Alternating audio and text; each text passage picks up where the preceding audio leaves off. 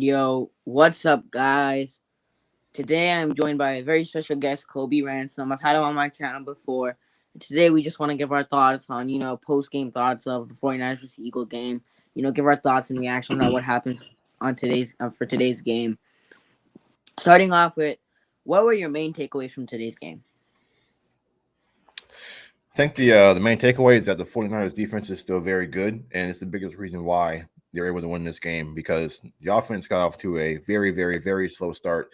And the Philadelphia offense was able to get some things going early in the first half, but some very stingy red zone defense kept them from getting many points from it. Obviously, you had the big fourth down stop that led to a touchdown for the Niners going the other way. They were to end the first half. Yeah, the touchdown that was called back because Jalen Reagor stepped out of bounds. It was good coverage by Lenore, squeezing him on the sideline. He ended up stepping out. So some mistakes in the red zone from the Eagles allowed the Niners, a combination of mistakes from the Eagles and then good play from the Niners defense that kept the Niners from falling too far behind in that game. The offense starting off in the first half was very, very shaky, but they got it going in the second half. They adjusted and found a game plan that worked against the Eagles defense. They were efficient. They had very efficient ball control offense. They had, I don't know what the time of possession was the second half, but the Niners had the ball for, I feel like, the entire second half outside of a couple of drives from the Eagles here and there. But overall, the Niners played keep away most of the time in the second half. There was an ugly start, but the Niners defense was really good in this game. Yep, from the starting off of the first half, the offense just didn't look good. The run game wasn't there in the first half. The run game wasn't there the entire game. Like last week, Elijah Mitchell had like 100 yards. This game, pretty much Elijah Mitchell had like 40, 50 yards, something like that. Like majority of the running backs, we didn't have a run game today. And the defense is still as good as it is in 2019. Obviously, it's not as good, but it's definitely still a good elite defense in the NFL. And I think the defense won us the game because our offense just wasn't doing good in the second half, and the defense only allowed like 3 points for a majority of the game. So I think the defense really won us this game. And in the first half, like Jimmy was missing throws by a lot. Like Jimmy just could not hit a receiver. Like at that point, like after a couple of possessions, I was like, bro, put it in the hands now. At this point, like how much are you gonna like let Jimmy miss throws? Jimmy can't score. And obviously the Jalen Hurts and that Eagles team didn't score as much as I thought they would, but they got so many red zone opportunities, they just couldn't execute on some of the red zone opportunities. But the Eagles were officially driving the ball down the field in the first couple of drives, and we just couldn't get past anything. Like we couldn't get like the ball past like the 50-yard line, 40-yard line. Luckily, we did step it up in the second half. But one thing I will say, it's still a little bit concerning that we're in one of the toughest divisions in football. Because if we're barely beating the Eagles, if we're barely being able to beat the Lions, what's going to happen when we have to go up like against Seattle? What's going to happen when we have to go up against the Rams? What's going to happen when we have to go up against, Arizona? Because, Arizona, they had a dominant performance. They got a win today, 34-33. Also, the Seattle Seahawks, they lost by 3 points. Now they're 1-1, but 30-33, that was a very tough game. The Titans just pulled it out at the end.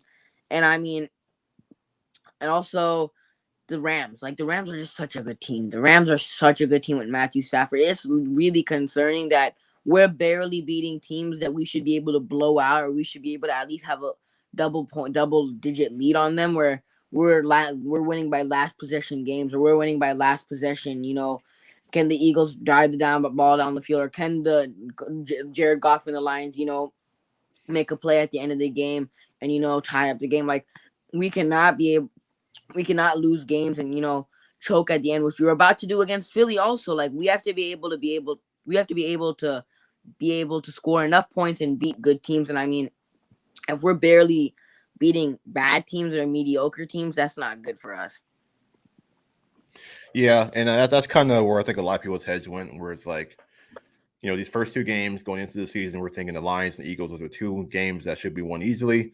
Niners are much better. Obviously, the Eagles game was much tougher. Leading into that game, we thought it'd be a tougher matchup, and it turned out to be a tougher matchup than for sure than the Lions.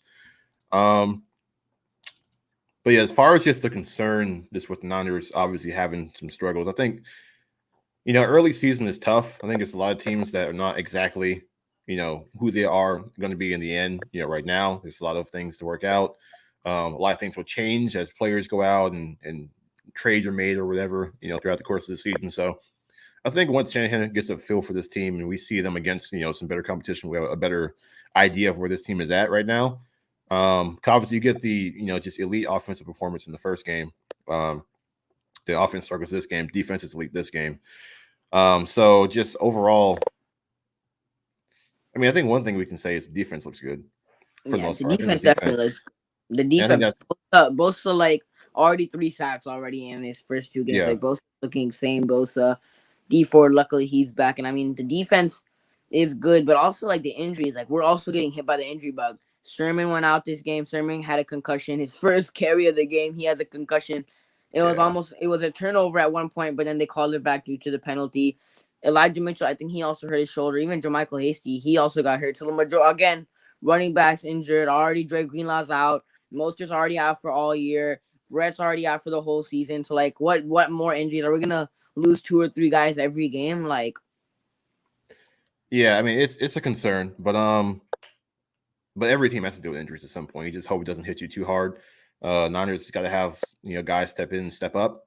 This next man up mentality is all you can have in the NFL because most of the time your teammates are going to stay healthy. I mean, the Eagles today lost Brandon Graham for the rest of the year to Achilles injury, so it just happens to everybody. You just hope it doesn't happen too often and too many players like in 2020 for the Niners.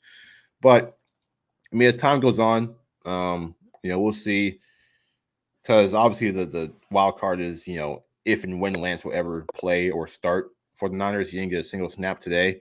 Um, we'll see if he ever starts at some point in the season. That could maybe raise the ceiling of the offense a bit during the season. And if they don't,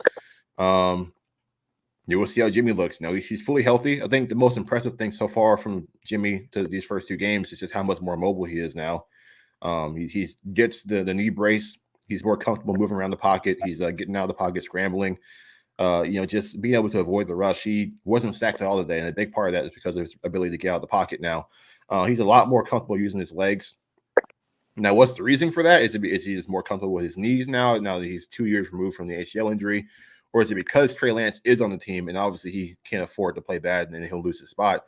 Which yeah, was like the first half. We thought if there was a chance for Kyle Shanahan to put Trey Lance in, it was the first half. But, he stuck with them and they're able to, get things going later in the game.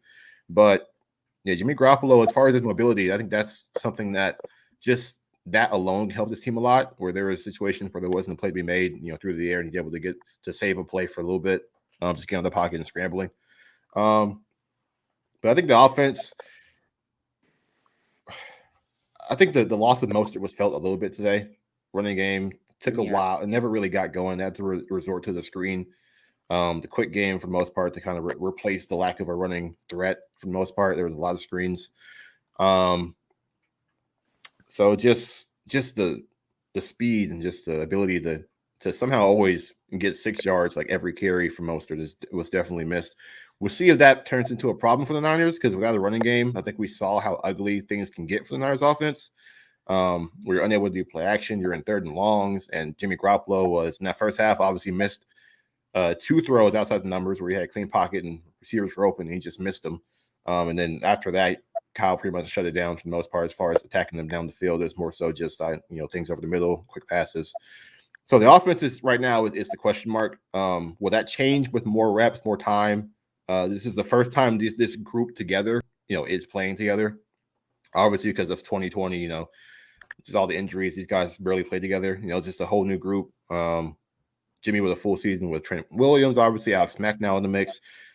Just now the shuffle at receiver with Sherfield, Ayuk, and along with Sanu and Debo. So just maybe that when they get into a groove, find out who they're going to rely on, who their big playmakers are for this season.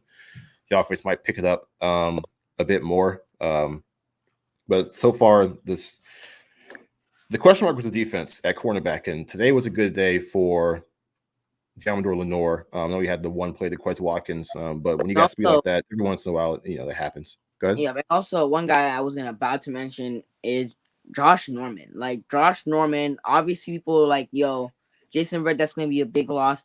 Now, one thing I will say about Josh Norman is that we have to watch out about those pass interferences because like the first play that he was on Devontae Smith called for a pass interference, so he has to kind of be a little bit less aggressive and not hold the receiver and be that physical. But like I mean, Devontae Smith from having a 50, 60 yard game last week has this 2 reception, 16-yard game. Like now, obviously, Vert is still a big loss, but if Josh Norman can be a veteran, and he's obviously a veteran, but can play well at a high level or at least a good level, a reasonable, decent level, I think we should be fine because I was impressed with Josh Norman's performance today, especially against Devontae Smith, who's way younger and who has a high upside.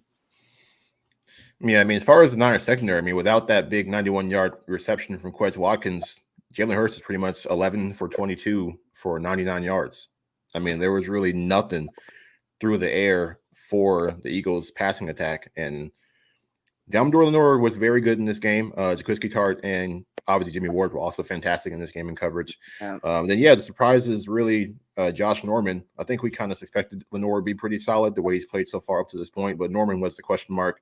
But if he's able to consistently not allow, obviously guys to beat you, and I think he's a guy who can benefit from playing in the system. This is back in 2015 when he had his best season was when he was playing one side of the field, mostly zone coverage. He obviously had a very good front seven to kind of help, in a way where he didn't have to cover receivers for longer than 2 or 3 seconds. This style of defense really works for his play style, and I think. It might be an underrated pickup for the Niners so far, at least early returns. I know it's one game, but this is a pretty solid receiving core. A lot of speed that can threaten you down the field. And Niners really didn't allow much through the air. And as long as the pass rush is still healthy and Nick Bosa and D Ford are still going, I think the Niners defense can still be all right. And once again, similar to 2019, I think that's going to have to be the strongest point of this team because offensively, I mean, we'll just have to see how it goes. But if Jimmy's starting the entire year, it's going to be just more of a game managing kind of offense and not really one that's threatening to take over games. Definitely. And I mean, the defense, they did play a hell of a game, but like still that offense is a little bit concerning to me, right? Because if the offense can't score points, like the defense can make every stop in the world. They could you can make a 5 out of 6 positions, they can make a stop, right? But let's say the Eagles did score a touchdown, like they scored a touchdown, and we were down 7-0. We couldn't score because Jimmy just couldn't make right decisions, missing receivers. I mean, like it's just one of those things where like again, like just against Seattle, for example, right? Our defense is really not that great against Seattle because we know what happens in the first half. Even in 2019, we do amazing in the first half, and then like at the second half, we choke. Now we still do that, but like against Seattle, it's really hard for us to contain Russell Wilson. And obviously, Jalen Hurts, he's a mobile quarterback, but we can all agree here that Jalen Hurts isn't as good as Russell Wilson. Like Or Kyler our Murray. defense or Kyler Murray, right? So like, let's say we have to go up against those teams. Our offense is gonna have to step up because our defense, they're gonna try their best, but Kyler Murray is torching defense. He had like a 3 touchdown performance. He had a 5 touchdown performance week 1. Russ is also he's amazing. Obviously, mobile quarterback. So I mean, the offense definitely has to step up in my opinion. And when Jimmy was missing those throws in the first half, I was like, put in Trey. Like, when are you gonna put in Trey Lance? Because Lance, I don't know how well he's gonna do, but it's funny how Lance always has like his helmet on the sideline. Like, and Yeah. whenever I feel like he has his helmet, I'm like, okay, so they're gonna bring Lance in for a possession, or they're gonna bring him for a snap or something like that. But then they never end up doing it. I'm like, Lance, then why do you have your helmet on, standing on the sideline, sitting down watching the game? I appreciate it, Robert. Yeah, the Lance situation is an interesting one. Because in that first game, for the most part, he was used just to run read option. Yep. And this one really terrible draw play on 3rd and long, I was like, what's the play call there? He had the touchdown pass, obviously, in the red zone, but we don't see him get a single snap in this game. And after that game, a couple of days later, I tweeted, if Shanahan's only going to use Lance for zone reads, and I'd rather him stay on the sideline until you're ready to start him, because I just don't think a quarterback you traded away 3 picks for should be out there as a gadget in your running game.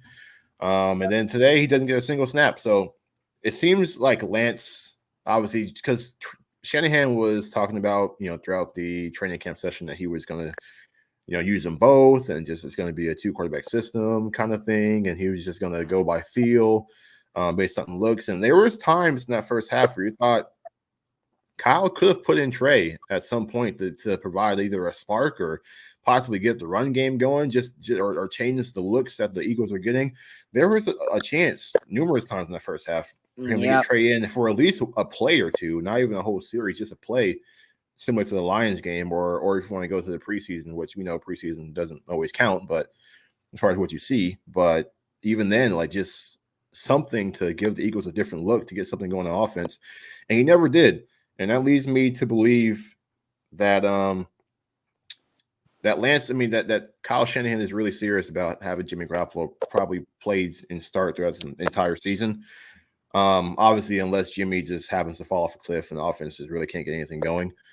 But he just about, he kind of baby Garoppolo in this game. And that's not, a knock on Jimmy, because obviously this is just how he is. This is what we've seen from, throughout the years. But I mean, you can kind of tell the way they were playing in the first half, the way they were attacking defense in the first half, they changed it up. They had receivers open downfield in that first half, and Jimmy just couldn't get it to him. He's overthrowing outside the numbers. So they went to a more conservative screen type of game. At the end of the first half, time was ticking down, and Kyle just wasn't calling timeouts. It was like 28 seconds left before he called, their first time out of the half when they had a chance to score at the end. Now they did still score, luckily, but the time management there felt like Kyle was being super conservative, trying not to give the ball back to the Eagles, and just the fear that Jimmy could make a mistake at some point, because he had a rough first half, and he was just trying to make sure they weren't going into this second half with a worse deficit than they already had. So if we're going to baby Jimmy Garoppolo and keep Trey Lance on the sideline, then I mean that speaks to me that you don't really have that Trey isn't really close to starting, and there's something that Trey hasn't done, or that Kyle isn't confident in Trey with, that leads him to want to keep Garoppolo out there. And if that's the case, and so be it. It's Trey Lance's first year, and he wasn't. I know people are upset that they traded all this to get Trey Lance on the team, and Trey Lance can do so much because of his mobility, just his overall talent. But at the end of the day, this is the guy they picked to be their franchise quarterback. If he's not ready now, Jimmy's still here. Obviously, Jimmy's the game manager. He's efficient. Kyle trusts him enough to obviously, help them compete in big games. So if that's the case, so be it. I just don't want the flip flopping. I don't want it to be the Miami Dolphins situation last year where you're playing Fitzpatrick, then you switch to Tua, and then you switch back to Fitzpatrick. I just don't want that kind of thing to happen. So that's why I tweeted what I tweeted. If you're not going to play Lance, and actually have him out there running the offense and not just going out there to run read option, 2 times a game, let's keep him on the sideline. But like you said, the fact he had his helmet on means that, at any point Kyle was, he felt like Lance felt like he needed to be ready for Kyle to put him in there. Yeah. So I guess under that impression, I guess Kyle's 2 quarterback thing is still in effect right now. Just in this game, we didn't see him get a single snap. Yep. But for me, it's like Jimmy, he didn't play necessarily a bad game, but at the end of the game, if you look at it, he was like 22 for 30, one touchdown, one touchdown he threw for, one touchdown he ran for. He had 11 carries and 20 yards. Like, we don't see Jimmy run with the football 11 times. Obviously, majority of them were QB sneaks, but I mean, it's just that, let's say Jimmy does have a bad game, or let's say Jimmy does get injured. Let's say it's a big game like Seattle or LA, and you decide to put Trey Lance in right away. That's not gonna be good for Lance. For me, like in the preseason, I don't know if you watched in the preseason, but like Lance and he would like double clutch on throws. Like he would try to fake it. It looked like a fake, but then he would hesitate on making throws. And the only reason I think he was doing that is because if you look at his college tape, he didn't have an interception. So maybe that's one of those things. Obviously, he did have an interception against the Chargers. But maybe it's one of those things where, like, hey, Lance doesn't want to throw an interception. He's not necessarily the most comfortable yet, throwing the ball because he doesn't want to make a mistake. He doesn't want to throw an interception like he didn't do in college. I mean, if that's going to happen, let's say Jimmy does get hurt, Jimmy's playing bad, and you don't give Lance those reps in a real game situation, and you put in Lance right away and he's not doing well for you, like, what do you want the guy to do if you don't give him reps, in-game reps? Like, I mean, we already saw that he was hesitating in the preseason. Give him at least some reps. I thought you could have put him in for a couple of plays, even at like the end of the game. Give him something. I thought you could have put him in when Jimmy was struggling. That's what I thought they should have done because Jimmy was just missing receiver. He couldn't get the ball to any receivers. He was overthrowing, making. He just couldn't do anything today in the first half. And I mean, I thought Lance was gonna come in. Just how you said, I thought Lance was gonna come in, but he didn't. But I mean, I think they should at least get Lance ready, give him some snaps throwing the football, not getting him running the football, but give him some snaps throwing the football, running the football. Just get him reps, right? Just get him some sort of reps in the game. Because let's say Jimmy does get hurt, which he has a history of doing, give him some sort of reps. Yeah, and I mean, it felt like that was what Kyle had wanted to do. Like he just didn't. He didn't want Lance to sit on the sideline the entire season. But just like if read options was your way of getting him reps, that's not really reps. Like that's not going to help him. Read the defense better as far as understanding coverages, or just getting rapport with the receivers or anything like that. And at this point, I mean, I think Kyle just needs to decide if he's going to play him or he's going to sit him. I mean, just make up your mind, Kyle. I don't like, and I know people come at me every time I put my opinion out there, like, oh, you're not the coach, and oh, that's why you're a podcaster and not a football coach. I'm like, man, yeah, okay. I sit here and talk about this stuff, but in my honest opinion, I just think either you're starting him or you're going to sit him the entire season so he can learn, and unless he has to play at some point because if God forbid a Jimmy injury or something like that. But I I know it's early, and I know people have the utmost just confidence in what Kyle plans to do on offense. But I mean, he does some questionable things sometimes. I don't think he's without. I don't think Kyle's in a position where you just can't question, like he just does no wrong. Because if we did no wrong, then we'd be having titles right now. So obviously there's room to improve with Kyle as a coach. One thing I will say is that like there's some games that Kyle Shanahan just has amazing game plans. For example, last year when Jimmy had that ankle injury, he was threw 2 interceptions against Miami. And then that Rams game, he doesn't make Jimmy throw the ball. He would make him, run those Debo jet sweeps. He wouldn't put the game on Jimmy's hands where he had to throw the ball. And, especially with Aaron Donald being there, and especially with his ankle injury, like even like the Saints game in 2019. Some of the plays that Kyle drawed up, I'm like, damn, like Kyle, I didn't ever see those. I did not see you drawing up some of the plays that you did. I've never seen you do that. Like that was like one of those games where I'm like, damn, Kyle, I was happy with your game plan. If you game plan like this every week, we could win pretty much every game. Obviously, he didn't after that. But I don't know if you remember that Saints game. But that Saints game, Kyle Shanahan had a masterful game plan. Yeah. But I mean, like you said, I mean, I just don't know if you put in Lance, and also like the Tua situation, right? You can't switch between quarterbacks because, like, once you like even last year, right, when they put Ryan Fitzpatrick in a game and they put Lance, they sub Lance. I mean, not Lance, they sub Tua out. Like I remember in Denver, while Tua was having a decent game, but the game was on the line. They put Ryan Fitzpatrick in. I mean, if you do those situations where like you put in Lance and then you put in Lance playing bad, you put Jimmy in, like that's gonna make us lose his confidence. Like Zach Wilson, I don't know if you watched the Patriots game, but he threw 4 interceptions. Like his confidence is pretty much he did not have the best game today. But like you can't switch between quarterback. Once you make the decision, you have to do it.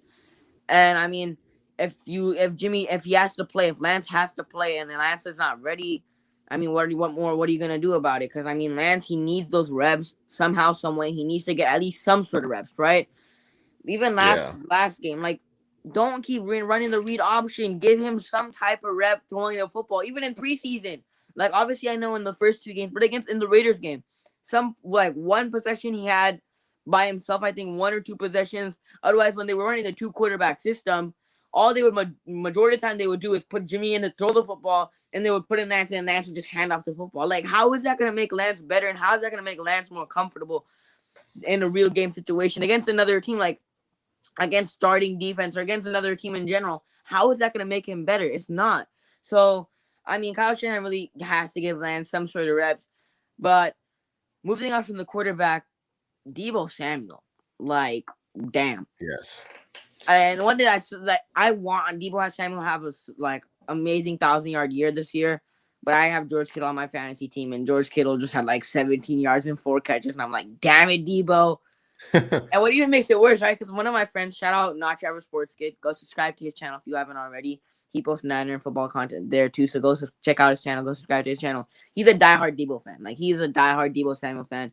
He's a South Carolina fan also. He's a diehard Deebo fan. And he drafted Debo. Majority of his leagues, he drafted Debo, and I'm like, bro, that's such a homer pick. Like, why are you drafting Debo? Debo's gonna get hurt like majority of the season. He's not gonna do any majority. He's not gonna do that much for you. You should draft George Kittle. And I drafted George Kittle, and Debo. Look at it. He had a 180-yard game last week. He has a 93-yard game this week. I mean, Debo Samuel has been balling out. Hopefully, he can stay healthy. But I'm liking the way they're using Debo Samuel, right? Because majority of the time they would use him for jet sweeps, and they would use him, and he would get injured. He wouldn't. He couldn't stay on the field. I'm happy that they're lining up as a receiver now and putting him as a receiver, and he had like 6 receptions, 93 yards, and even he ran two jet sweeps.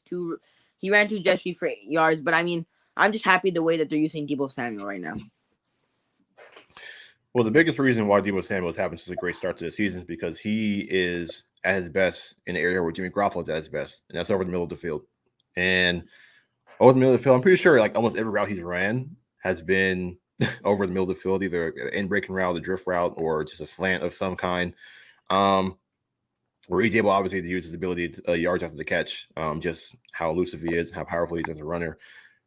He's got 56% of Jimmy Garoppolo's 503 passing yards. So he pretty much is the passing game so far these first two games.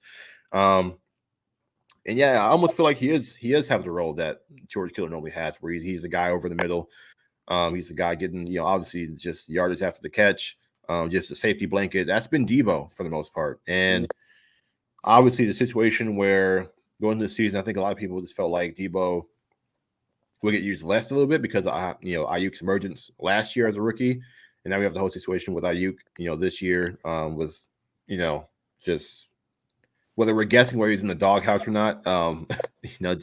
Last week, I know he only had 20-something snaps. I don't know what his snap number was this week, but he definitely wasn't out there every he had play. more snaps, but like Debo had like 1 reception for 6 yards. Like, I mean, I don't know. Like for me, it's just that Brandon Ayuk had such a good year last year. Like you can't make that stuff up what he had last year. Like Debo was hurt, George Kittle was hurt, and he would have like 80, 90-yard games per game when those guys were hurt.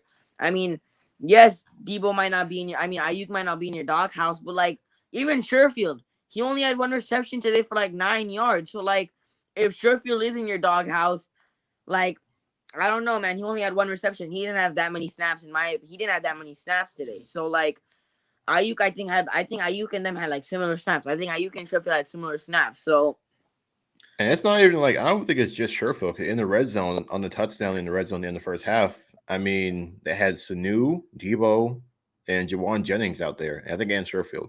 So like even Jawan Jennings is getting in the game over him in the red zone, and obviously he gets open and scores a touchdown. So it works out. But I mean, there's definitely something there with Kyle and with Ayuk, and I mean, it's up for interpretation whether he's doing the right thing or not. We all just think back to what happened to Dante Pettis, what happened to Matt Breida, what happened to Keller Witherspoon.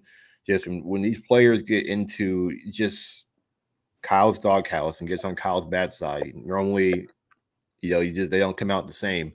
Sometimes they come out a little bit worse. I mean, with Ayuk, we feel like that won't happen just because he's such a just a different talent at receiver. I think he's a special player, a guy that coming into the season, many were expecting to emerge the way that Justin Jefferson kind of had like a season like he had last year, where he emerged as the number 1 receiver on this team and one of the better receivers, at least young receivers in the league. But I mean, we'll see what he says this week. I think the questions will keep coming. I know last week he was talking about the hamstring thing, and just that was why he's a little behind the 8 ball.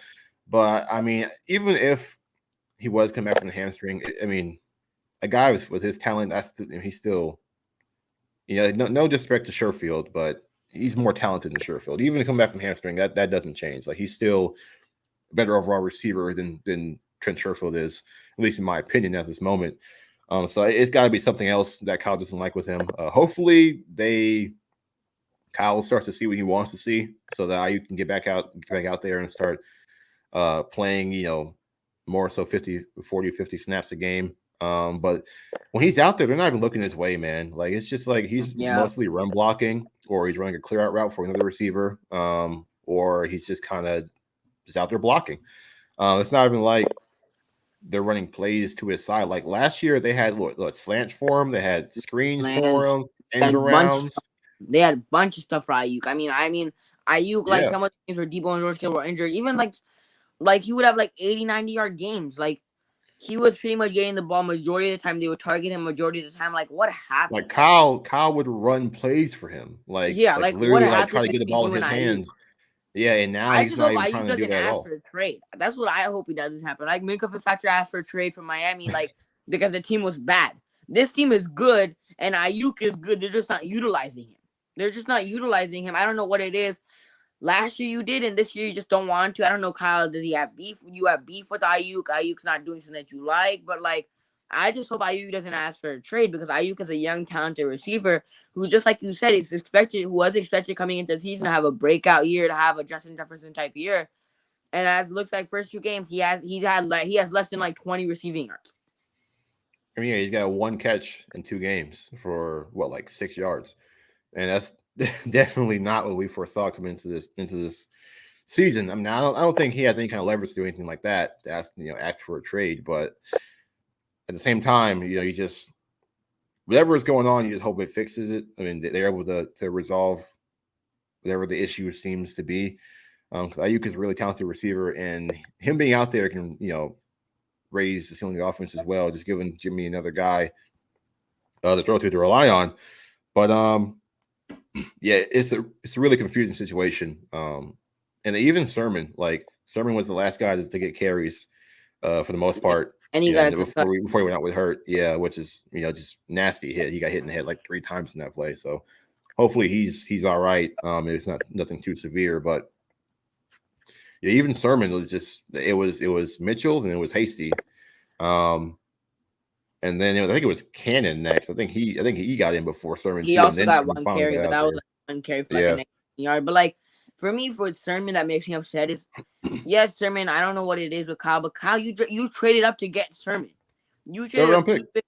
third round pick. You traded up 2 picks to get Sermon, right?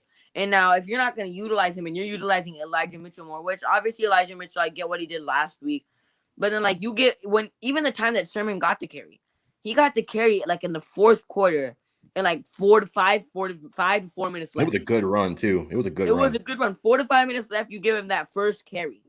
Like I remember when I was watching, like I was like, bro, where's Sherman? Like I see him active, but And the where's running Sherman? game was struggling too. It's not like Mitchell Yep, was having a good game. You could have yep. It easily wasn't like tried to Mitchell was put having a good yeah. game. Jermichael Hasty, he had an okay game. He didn't have that many carries, obviously, but he had like 7.6 yards per carry. So I mean, Jermichael Hasty, he had a decent game, 5 carries, 38 yards. But I mean, with the only thing I don't like about Sherman is that like when you trade up to get him and he's your third round pick, you should be able to use him. You should be able to do something with Sherman or like even give him some carries, right?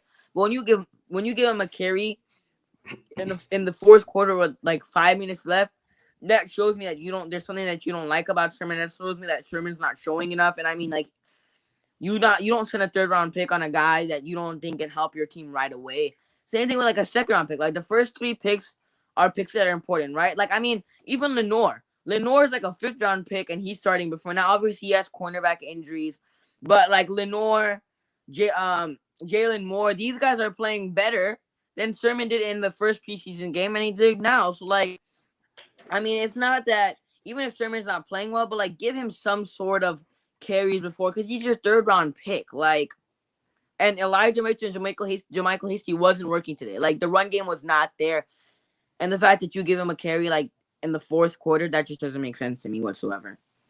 And he only came in because Mitchell has the shoulder thing going on, and then Hasty fumbled. That was the only reason. So it's not like he like wanted to put him out there. He just kind of like put him out there because Hasty had fumbled. He's like, all right, well, you fumbled, so go sit down for a little bit. And then they just put Sermon out there. So this, even if Hasty never fumbles, he never gets a snap. Yeah. So that's just kind of, and then that leads into like the Niners' first 4 picks where you got now. I mean, Lance depends on who you're talking to and what way you're looking at it. If you want to count him as a guy who's not contributing, because obviously he's a quarterback, it's a little different. Jimmy's still here, so it makes it not really where Trey has an open window to start. But moving past him, you got Aaron Banks, who's a healthy scratch the first 2 games. You've got obviously Trey Sermon, who was a healthy scratch last week and didn't get a carry to the fourth quarter this week. So it's obvious he was only active to be a body. He wasn't part of the game plan at all. And then you have Ambry Thomas with a healthy scratch this week because he was so bad throughout the preseason, throughout training camp, and then in the last week's game where he came in, in the fourth quarter and like immediately got torched. Like it's like another Dante Johnson out there. So just those first, three, 4 picks, it's like, all right, what's going on? Like, why can't we get a stud from any of these picks? Now, obviously, they do a really good job in the 5th round. So I know the consensus is like, hey, it doesn't matter where you draft the guy as long as they pan out for you. Like, it doesn't matter. Yeah, So just the rise of Lenore kind of saves this class because if they didn't get Lenore, cornerback would be in a terrible spot, it was even worse than what it was. But he's really the only guy. I guess Mitchell too, but Mitchell didn't have a great game today. Lenore. Um, Lenore is the best. Like, it's just that Kyle Shanahan and John Lynch they just don't hit on early picks.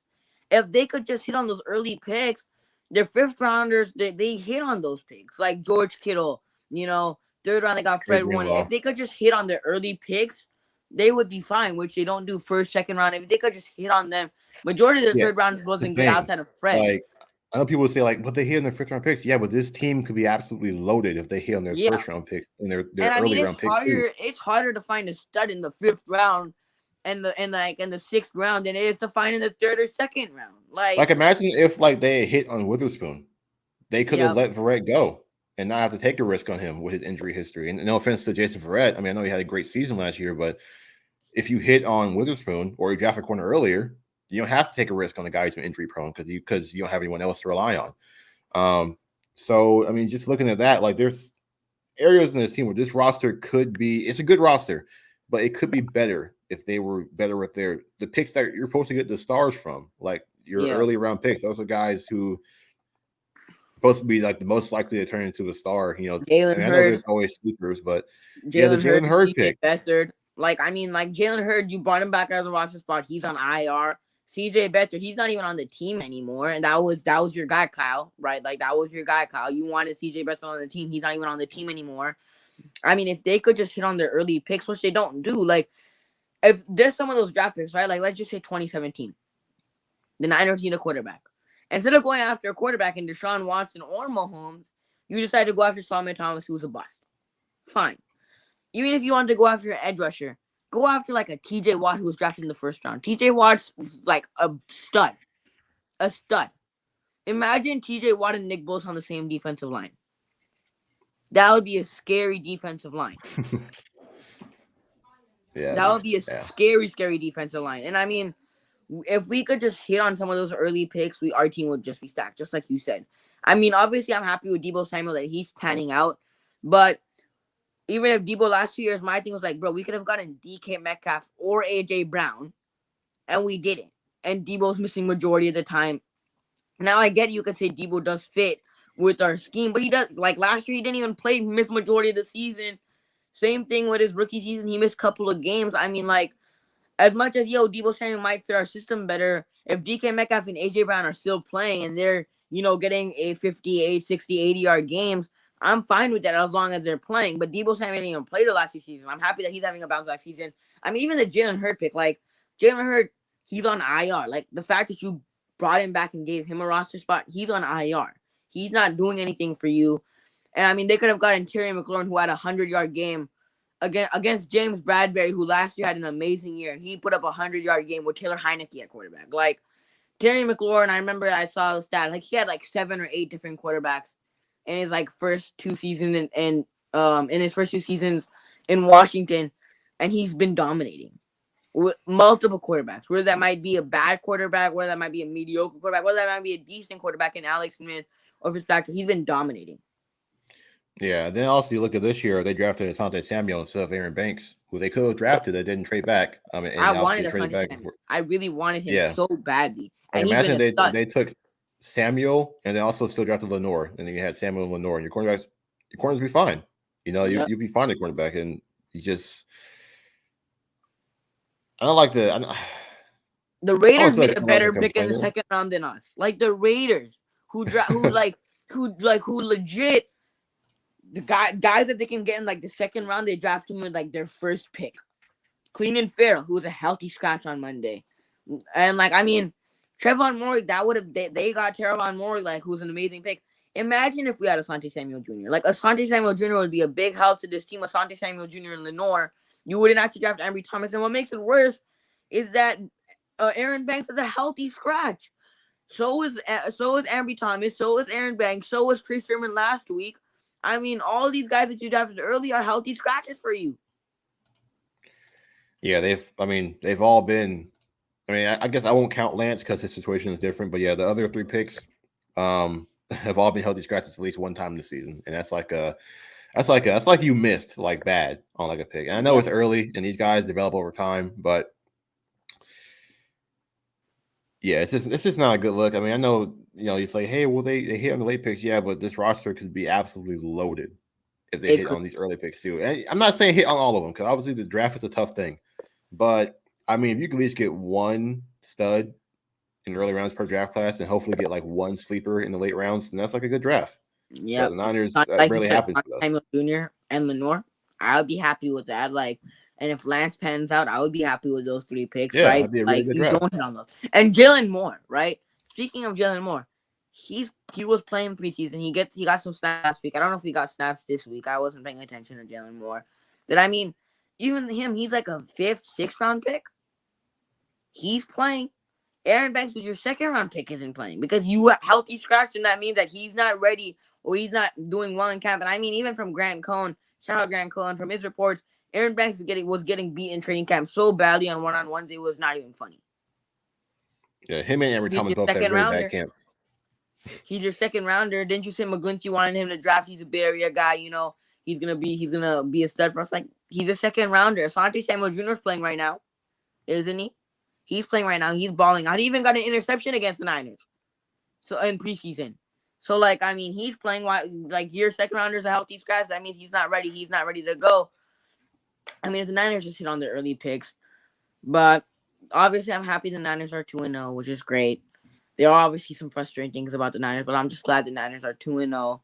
Next week against Green Bay, that will be tough. Me and Kobe, I think we're doing it next week against Green Bay also after the Green Bay game. I mean, I think we might see Lance next week. I really do.